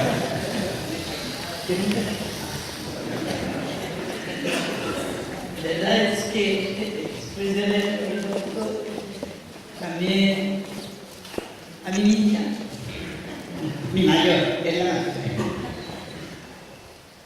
pues no lo sé, ¿qué podría contarles? Sí, es verdad que he sido su compañera de toda la vida. No solamente de él, lo he sido de todos los compañeros que hubo en la casa y de sus mujeres cuando venían en mi casa. Yo, de muy niña, bueno, hasta los vecinos me decían, pero chica, ¿pero tú qué haces? Y solamente les decía que yo lo que quería era que cambiara la situación en la que vivíamos, que no podía ser. Y algo haría. Pero sí, es verdad que con 14 años ya dijeron que era vieja y que pasara al partido, y efectivamente. Pero le dije, pues no voy a pasar solo, porque mi padre se llama muy republicano, pero todavía no ha entrado en ningún partido. Yo lo voy a buscar yo y digo, su hija, usted, porque siempre le hemos hablado de usted, ¿vale? Su hija y usted. al partido. Yo por vieja y usted por joven. Venga. Así que juntos los dos militemos en el Partido Comunista de España, en el que siempre he militado y el que siempre he luchado y tal. Es más, yo recuerdo una de las veces que vino mi suegro, una bellísima persona, el padre de Marcelino, y su mujer. Mi suegra murió muy joven y él se volvió a casar. Y estaban hablando en la cocina, yo iba a ir a la compra, y estaban hablando en la cocina los dos y decían, es que no sé, yo qué sé, porque ya ves tú, fíjate tú, en la cárcel otra vez, este hijo, claro, esta mujer, cuando trabajó. Y entonces le dijo, esta mujer se casó con Marcelino, porque era del Partido Comunista. Si no me había casado con Francisco, con Antonio, pero tenía que ser del Partido Comunista. Y entonces mi suegro pobre decía, ¿qué te decía él? ¿Qué te decía él? Que Marcelino no se iba a casar con una mujer así porque sí, se casaría con una que pensara como él. Y digo, pues sí, efectivamente. Es decir, yo no sé, quizá al llegar a la tragedia, la miseria, lo que había pasado a mi padre, que tenía 8 años cuando empezó a trabajar en la mina. Y todo eso, quizás fue eso lo que me convirtió en ese afán de querer cambiar esa situación. ¿Y por qué no había derecho a que esos niños no andaran descalzos, estuvieran pidiendo pan y tuvieran su pan diario como tendrían que ser? Eso es, mi madre decía, hija mía, tú estás inventándote unas cosas que no pueden ser. Y digo, ¿cómo que no pueden ser? Claro que pueden ser. Y toda mi vida desde niña, sin que nadie me dijera eso. Pero hay una cosa, yo he sido siempre un 10%. Allí en Orán, en las fábricas, como en los colegios, tenían que coger un 10% de extranjeros. Y mismo que tuvieran necesidad de obreros, no podían meter un extranjero más si tenía ese 10 ya metido en la fábrica. Es decir, que desde muy pequeña ya tuve un número. Porque yo cuando me decía, ¿tú qué eres? Yo, 10%. Así entré en el colegio, pues cuando ya al tercer año de llevarme a mi madre al colegio, pues mira, tuvo la suerte que había 12 clases todavía así y entré en el colegio. Pero es que inmediatamente había necesidad de comer en casa y la situación era difícil. Así que abandoné el colegio a los 3 años y me puse a trabajar en una fábrica de mermeladas. Y siempre luchando, siempre... El mundo me llamaba la protestona. Esta es la protestona, siempre está protestando. Yo dije, ¿pero por qué protesto? No protesto por mí, protesto por todo. Yo considero que esto hay que cambiar y algo hay que hacer. Lo que no tenemos que hacer es quedarnos dormidos en nuestra casa, porque nada nos han regalado nunca y nada nos van a regalar si no lo conquistamos nosotros. Y siempre he estado viviendo en eso. Y claro, me fue fácil conocer a Marcelino. Conocer a Marcelino, que me llamaron, yo ya pertenecía al partido, porque ya consideraban que era vieja y que tenía que ver, ya pertenecía al partido. Teníamos un pequeño local en nuestro barrio que le llamaban la basurica al cuco, y es que los españoles allí en Orán a cada cosa le poníamos un nombre, y aquello había sido, parece ser que hacía muchos años había sido un vertedero, y ahí nos regalaron una casita que era vieja para que que tuviéramos nosotros a donde ser del barrio, pues nuestras cosas del partido y de todo eso. Y nos llamaron bueno, no nos llamaron, sino que él trabajaba, a donde trabajaba con el hermano de una chica que yo aprovechaba todas las ocasiones. Me iba todas las tardes que tenía libre en casa de ese chico, que su hermana era modista, para aprender también a coser, que era necesario. Y me dijo, dice, mi hermano ha traído una carta que le ha dado Camacho, porque todo el mundo le ha dado Camacho para ti. Y entonces me dieron una carta, el sobre estaba cerrado, y yo pues allí tampoco lo abrí, sino seguí cosiendo, pero cuando llegué a mi casa, lo abrí y me citaba en el local que tenía en el centro de Orán, porque yo vivía en un barrio y él en el centro de Orán, en el que está. Bueno, él no tenía casa, dormía donde podía y comía si le daban y si no, no.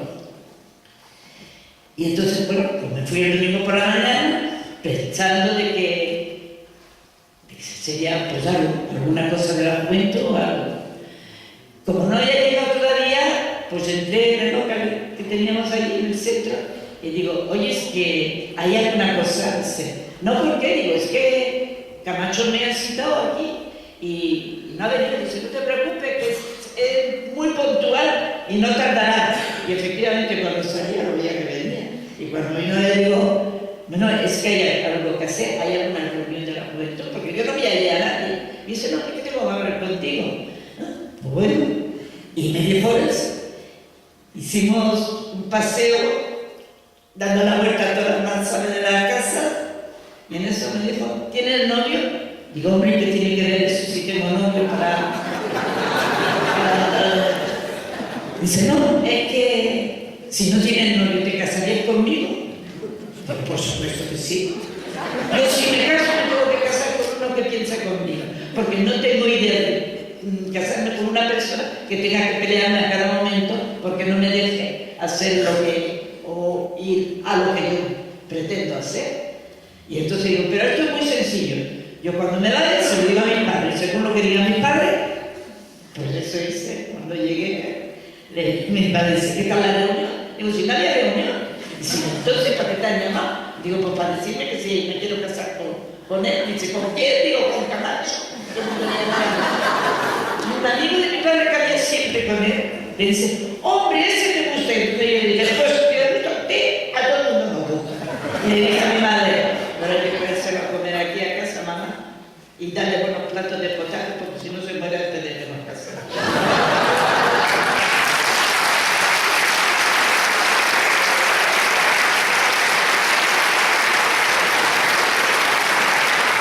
Pesaba 28 días. 28 días pesaba.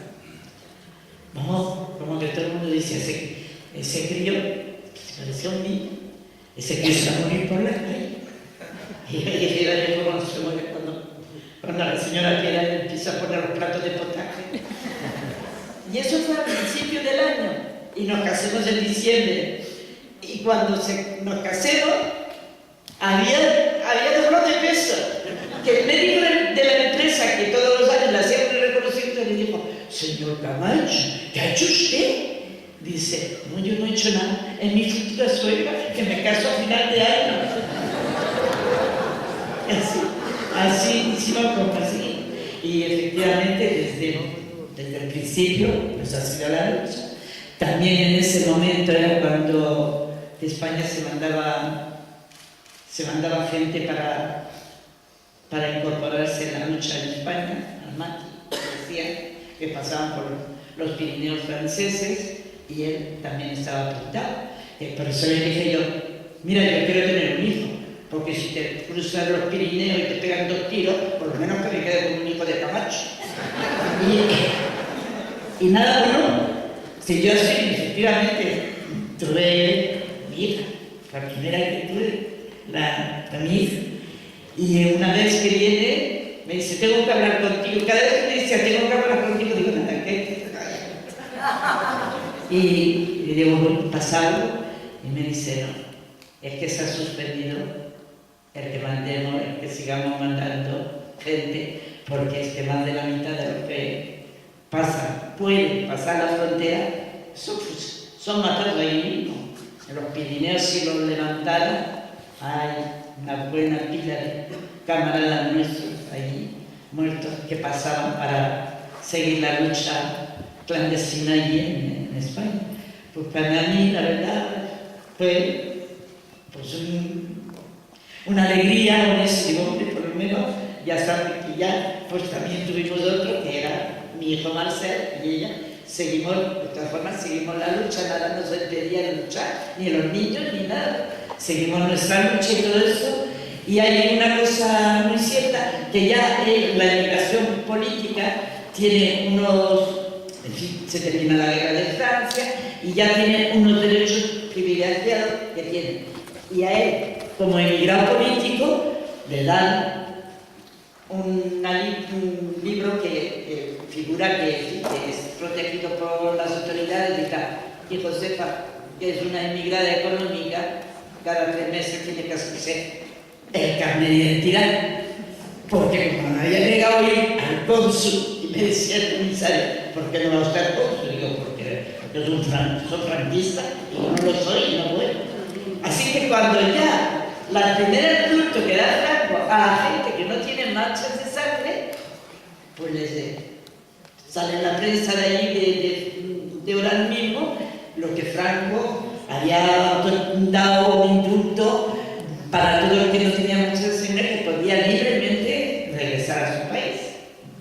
Entonces lo primero que hacemos es ir al cónsul a ver, arreglar los papeles y el cónsul le dice, mire usted que en fin, hay todo eso, pero eso hay dos sacrificios, ¿usted está seguro? Claro que estamos seguros. Entonces se hizo toda la distancia, que tardaron por lo menos 3 meses en contestar y nos contestaron que no tenía nada, que podía entrar libremente y en ese mismo momento arreglamos los 4 bultos que teníamos al barco para entrar a Francia. Y entramos a Francia. Lo primero que, con mi hija y con mi hijo, y lo primero que mi suegro y mi cuñada se fueron al puerto para cuando llegaron que estuvieran ahí. Pero nos tocó que era un 18 de julio. Que estaba todo cerrado. Lo primero que sube la Guardia Civil al barco, que era francés, y le dicen a Marcelino que tiene una multa. Y Marcelino no llevábamos ni un céntimo, no teníamos nada. Mi suegro fue que le pusieron una multa de 500 pesetas. Pero como estaba todo cerrado, pues no podíamos pagar la multa de 500 pesetas para que no irnos. Y ahí estaba diciendo. Pero cuando ya se van preparando los papeles, pues allá había mucha mediación política en Orán. Y un compañero le escribió a una hija y diciéndole, mira, tal día Marcelino y Josefina con sus hijos regresan a España. Como ella vivía en el pueblo ese donde armaban los barcos que venían de Orán, le dice, asomar el presidente, os falta alguna coseta. Ella se hizo responsable ante la Guardia Civil, firmó los papeles y todo, como que ella por la mañana, a las 8 de la mañana, entregaría las 500 pesetas de multa y en esas condiciones lo dejaron. Entonces ya cogí mis hijos y él, Marcelino, bajamos del barco. Y bueno, nos fuimos esa misma tarde, cogimos el tren para irnos al día siguiente. Al día siguiente nos fuimos, cogimos el tren y nos fuimos para Lavapiés, que es donde en casa de una prima que nos acogió, pues estuvimos bastante tiempo allí. Pero a las 12 del mediodía, os lo digo, para que Marcelino, como ha sido toda su vida, estábamos en el retiro, que eso no lo sabía yo. Él había recibido una carta que leyó y que no me dijo nada, y cuando no me decía nada, tampoco yo le preguntaba, digo, algo que no tengo que saber, y callar. A donde le decía en qué banco estaría sentado y que fuera. Fuimos a ese banco y había ya un camarada para darnos instrucciones de cómo teníamos que empezar la lucha. Vamos a entrar. Ellos hablaban nada más que francés y como no queríamos decirle nada de lo que era, nos decía, ¿quién soy? Y yo pues, le decía, primos. Y dice, oye mamá, que dinero no tenemos, pero primos. Primos mucho. Así fue nuestra llegada y así fue como empezamos a luchar desde el primer momento que estuvimos, claro.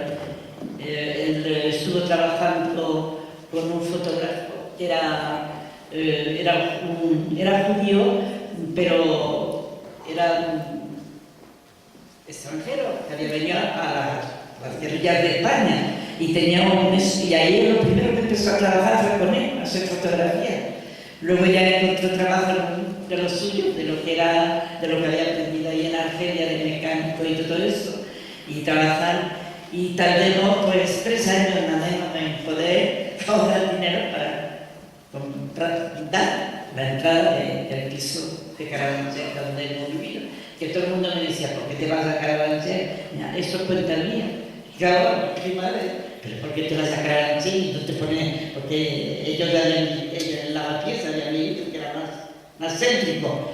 Y yo le digo, porque de la forma que aquí venimos, es a donde vamos a terminar. La casa de Carabanchel.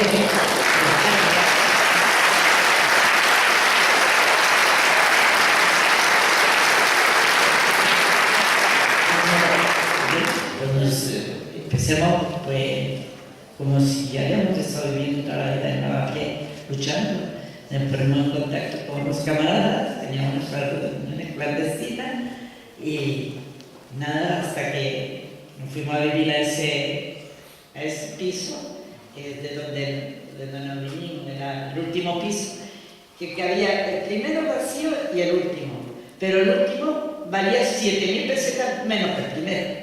Pues por las 7.000 pesetas nos fuimos a arriba. Había dinero, había que ahorrar de todo. Y yo, ¿qué podía decir de Marcelino? Yo aprendí mucho con él, muchísimo. Nunca he discutido, jamás. Cuando tenía así una duda y todo eso, le decía, Marcelino, estoy metida en un lío que no me aclaro. Decía, espérate, que esta tarde tengo libre, voy a echarme un rato y luego, cuando un rato se echaba, unos 20 minutos, se levantaba e iba derecho a la habitación pequeña que teníamos, que ya la tenía llena de libros, porque para pedirte un libro, era como esos niños que dicen, mamá, dame una peseta para comprar un chupacho. Pues igual era para comprar esos libros. Estaba así ¿cómo va de dinero? ¿Tiene bastante? Le decía, ¿qué pasa con una librería? Y efectivamente. Pero es que yo siempre he tenido un apartado de lo que me sobra para ponerlo, por si acaso quiero un libro. Porque el pedir un libro y no poder cogerlo era peor que matarlo. Y entonces aquí digo, otra vez me faltan 5 pesetas para lo que me dices. Digo, pero mira, te la voy a dar y mañana ya veré cómo hago la comida. Y era su dinero para comprarse un libro. Comprarse un libro para él era mejor que ponerse a comer. Entonces,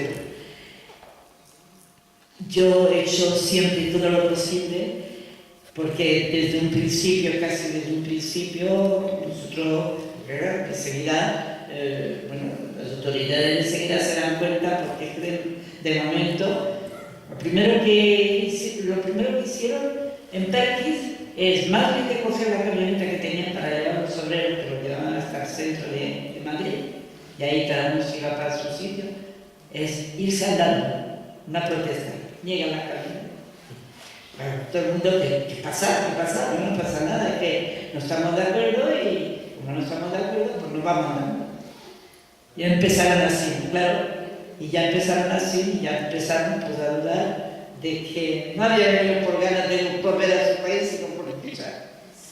Y empezó, claro, por las consecuencias de eso, lo detuvieron, pero no, en ese momento, a pesar de que le condenaron, pero le soltaron y eso y tal, pues, llegó el momento donde le metieron y allí pues, estuvo con vuestro compatriota y el hermano en la cárcel de Carabanchel, que también mi casa sirvió, tanto que venía de fuera, pues ayudarle como podíamos y tal. Pero nunca he oído, jamás he oído a decir que una cosa era difícil. Eso se resuelve, eso está igual, eso hay que hacerlo así, eso. Claro, aprendí mucho de él, que aprendí también a engañar a la policía, cuando venía y me decía, no tengo más remedio que salir. Y ahí están los 4 ahí, delante de la puerta. Y claro, yo conocía el barrio más que él. Y claro que engañaba a la policía, claro. Luego ya voy a quedar el maestro me decía, no le va a pasar a usted nada. Díganos usted por dónde ha pasado. Digo, ¿qué barrio? Porque delante de ustedes, ¿qué pasa delante de ellos? ¿Cómo delante de ellos? Digo, pues sí, es que hay usted. Usted no ve la película esa de Samantha, que mueve la nariz y todo desaparece. Y así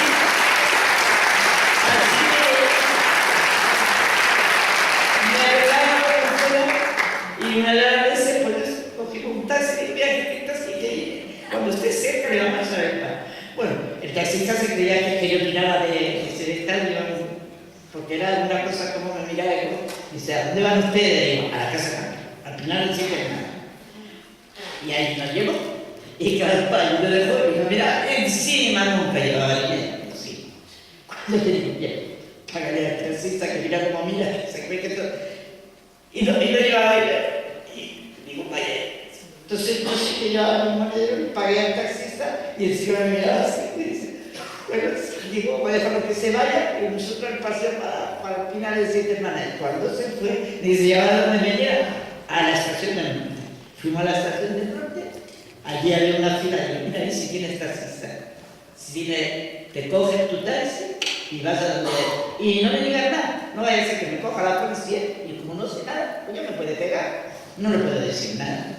Y se fue. Y claro, ahí fue ya cuando me cogieron a fondo y a cumplir la condena de 20 años que le había impuesto. Pero no supo, se fue a donde tenía la reunión. Y cuando salió de la reunión, es una niña, que era una niña, que estuvo, porque yo la ventana la tenía por dentro del patio, no veía la calle, pero la de ella sí veía la calle. Y estuvo todo el tiempo en la ventana, porque le llamaba tío, para cuando viera a su tío llegar. Y que cuando lo vio, se quitó sus zapatitos y bajó descalza. Y cuando llegó a él, le dice, tío, márchate que tiene la policía en tu casa, que te quiere detener. Pues no se marchó. Entró en el portal, miró el buzón a ver si había una carta y luego se fue. Y claro, la niña estaba en la ventana mía a ver si yo me asomaba para decirme, Dios se escapó. Hasta que me asomé así, porque el policía estaba constantemente diciéndome, usted debe saber dónde está. Y no, si estoy toda la noche sentada al lado de mí y yo ahí, ¿cómo voy a estar? Igual que usted. Y pues ya no pasó, y pues habrá pasado, pero él no ha venido. Y no se iba a ir a casa de una vez. Entonces, claro, se fue para abajo para los otros, porque los otros, además que eran varios, sí. Los otros estaban durmiendo dentro del coche y era arriba de mi casa. Entonces yo me asomé por el barco para verlos salir. La niña me dijo, tía, y me dijo, tía, ¿qué Dios se ha acabado? Que le he dicho que se fuera, que había la policía en tu casa. Que se fue a casa del abogado, su abogado de siempre, María Luisa Suárez, y decidieron lo que tenían que hacer, a ver lo que hacían. Llamaron al juez, que el juez estuvo hablando con él, y en vez de a las 8 de la mañana, venir y vamos a entregarlo personalmente, porque le quitaron la libertad que tenían, se la quitaron. Es decir, lo que queríamos era salvarle de que no pasara por gobernación. Y no pasó. El juez y María Luisa Suárez lo llevaron hasta la cárcel y lo entregaron y lo metieron en la cárcel. Y ahí ya empezó a cumplir los 20 años. Allí tuve mucho contacto con muchas mujeres que venían de fuera, entre ellos, pues Tony y su hermano, sus hijos que vinieron a mi casa, que vamos, que los queríamos como si fueran nuestros. Bueno, y todo el mundo que venía. Si no había más, allí me hice unas ollas grandes que la llenaba, que me tenían que ayudar, porque allí la cárcel allí no era de cumplimiento, era de tránsito. Ahí cuando le juzgaban, entonces se lo llevaban a la cárcel lo más lejos posible, es decir, bien lejos. Y así pues vivimos hasta que murió Franco, pues ya salió en libertad y fue, pero tuve la ocasión y la suerte de conocer muchísimos compañeros, muchísimas mujeres, que al principio las pobres venían destrozaditas porque no sabían absolutamente nada, porque tampoco se podía hablar. Y claro que yo muchas veces le digo, mira, tus compañeros cuando comunicaba con Marcelina, que venían las pobres desesperaditas. Pero yo le decía, ahí no vayas a cantar porque cantar no. Pero de a llorar, nada, que los funcionarios están mirando a ver para decirme de encima, ahí lo tenéis, mira. Porque estaba todo el mundo con una alegría y en fin, y así tenemos.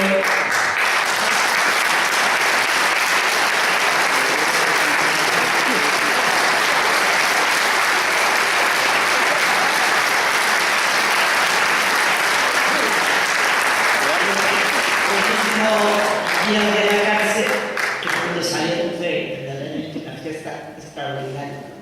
La libertad, consiguió la libertad cuando salimos. Y ahí nos teníamos un día a seguir a la noche. Y sí, mire, una cosa que les voy a decir, estoy apuntada en la lista, la última, para las elecciones.